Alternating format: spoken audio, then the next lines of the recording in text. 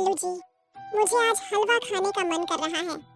गीता, तुम जानती तो हो हमारे पास कुछ भी नहीं है।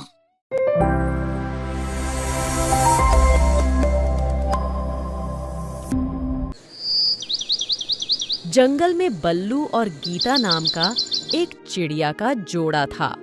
गीता गर्भवती थी, तो गीता अपने पति से कहती है, बल्लू जी, मुझे आज हलवा खाने का मन कर रहा है। बल्लू और गीता बहुत गरीब थे। उनके पास खाने के लिए भी कुछ नहीं था। बल्लू बोलता है, गीता, तुम जानती तो हो हमारे पास कुछ भी नहीं है। कोई बात नहीं बल्लू जी, मैं एक गुड़ का टुकड़ा ही खाकर अपना मन बहला लूंगी। गीता, मैं जानता हूँ, जब बच्चा पेट में होता है तो माँ का मन करता है कुछ खट्टा मीठा खाने का। तुम रुको, मैं करता हूँ कोई बंदोबस्त हलवा बनाने के लिए। ऐसा कहकर बल्लू बाहर बाजार में आ जाता है। उसे एक दुकान के बाहर आटा सूखा हुआ दिखाई दिया। दुकानदार ने मिठाई बनाने के लिए सुखा रखा था। बल्लू गिरने का नाटक करके उस आटे को अपने कपड़ों पर लगा लेता है, तो दुकानदार बोलता है, अबे अंधा है क्या? दिखाई नहीं दे रहा यहाँ आटा है। सॉरी भाई साहब, मेरा ध्यान ही नहीं गया। इधर में तो पूरा आटे में हो गया, अब घर जाकर नहाना पड़ेगा। अब बल्लू घर आकर उस आटे को एक कपड़े में झाड़ देता है। अब आटा तो मिल गया। अब तेल के लिए एक कालू तेली के पास गया और बोला, अरे कालू भाई, ये तेल कैसा है? मुझे एक शादी समारोह के लिए तेल लेना है। अधिक मात्रा में तो मुझे सैंपल दिखाओ। हाँ देख लो, हमारे तेल जैसा तेल आपको कहीं नहीं मिलेगा। अच्छी क्वालिटी का है।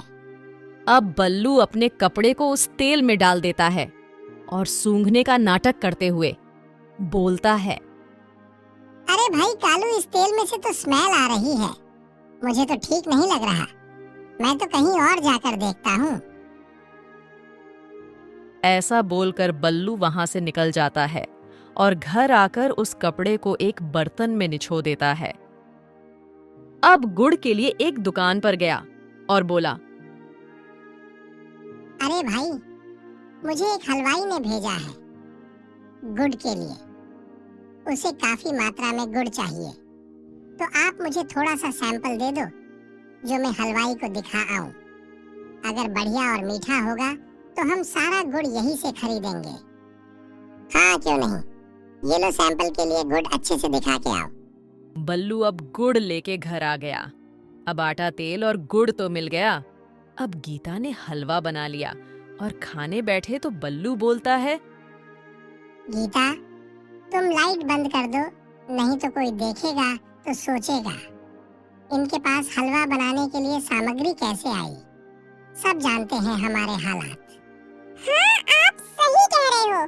लाइट बंद कर देती हूँ, हम अंधेरे में ही खा लेंगे हलवा। गीता ने लाइट बंद कर दी।